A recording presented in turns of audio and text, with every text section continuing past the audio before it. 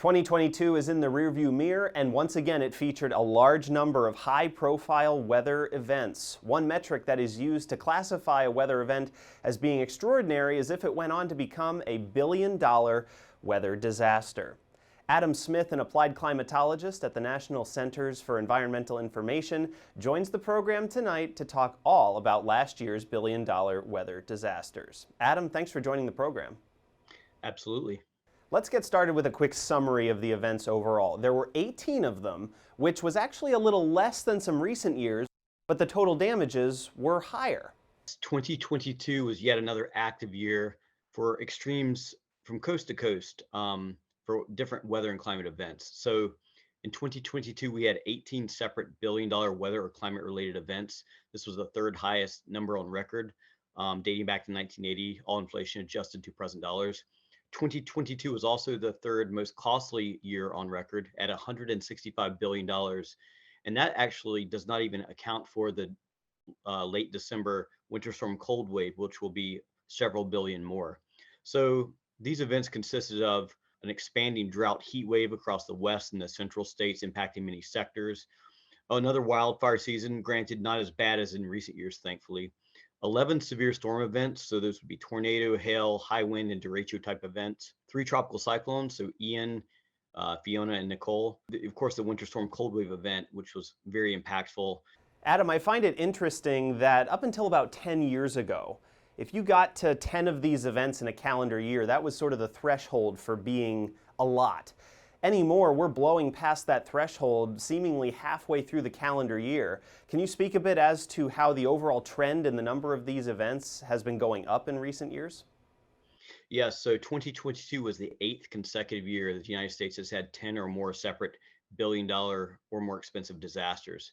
Actually, if you look back over the last 7 years, from 2016 through 2022, the United States has had 122 of these disasters that have killed over 5,000 people and caused over $1 trillion in damage. So we have a lot of trends in terms of exposure, vulnerability, and of course, climate change is supercharging some of these extremes that lead to billion-dollar disasters. I want to come back to the vulnerability point in a little bit, but first, let's revisit those high damage years.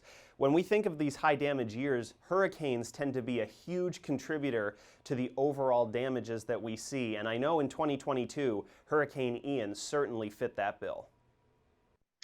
Yes, so Hurricane Ian being the most impactful event of 2022 was in excess of $100 billion. In fact, the most costly hurricane on record, only behind Hurricane Harvey and Hurricane Katrina. And hurricanes are the most impactful, costly event we have in our analysis. Over $1.1 trillion of damage. So over half of the damage from these billion-dollar disasters over the last 43 years has happened from hurricanes. And perhaps not surprising because of the exposure, the vulnerability on the coast, and also just hurricanes are massive, powerful storms. And another big contributor to that high damage total was something that we talked about on Weather World a lot in the past year in various forms, and that is the widespread heat and drought that expanded over much of the continental United States. The impact of the drought and the heat wave across much of the west and central states, even out to the Mississippi River.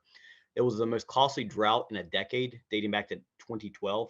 This was a $22.2 billion drought event. And unfortunately, it also had a heat component with over 100 fatalities for the drought affected states. I think a lot of folks don't necessarily associate heat and drought events like that with something that can cause so much damage, so I'm very glad you touched on it. Something else, and on the complete other side of the coin, these winter and cold events can do similar things. So let's talk about that Arctic outbreak from late December. Can you talk in more detail about that specific outbreak, but also what exactly gets damaged that contributes to these events being billion-dollar weather disasters? Absolutely. So, damage to homes, businesses, vehicles, of course, all the contents of those structures, and even time element losses. If you can't get to your business or if you're out of your home after the damage, those are accounted for. But of course, damage to levee systems, roads, bridges, of course, trees with the high wind and the weight of the ice and the snow cause a lot of damage. If you think back to February of 2021, the cold wave winter storm across much of Texas, the energy grid impacts there to the infrastructure, really impactful. In fact, that doubled the cost of the 1993 March superstorm which was previously the most costly winter storm. So there's a chance that this late December Christmas winter storm cold wave could crack the top five, maybe even the top three most costly winter storm on record, inflation adjusted to present day dollars. If it's in the 6 billion or higher count after we have all the data together. And one catastrophe model has shown that $5 billion is not out of the question. I heard the word inflation sneak into your answer there, which leads nicely into my next point. Obviously, things today cost a lot more than they did back in 1980. And at NCEI, you do the inflation-adjusted numbers for events in the past. But even if you factor in inflation to the events from 10, 20, or 30 years ago, we still see that the trend in the number of these events and the damage that they are doing, both are on their way up. Is that correct? That's correct. And I think it is important to point out that over the decades, of course, we see people moving to more hazard vulnerable regions. So the coasts or people moving out west or the southwest where the water issues with the mega drought, that's a problem. Or moving into the wildland urban interface where wildfire impacts are a growing concern. But just in river floodplains, in flooded regions, there's more people, more assets in harm's way. Many parts of the country, many different regions have their own combinations of hazards and exposure and vulnerability to these extremes. So hopefully we can take some lessons from all of these events that we've faced and implement stronger building codes or just better management practices to mitigate future damages that we know will continue.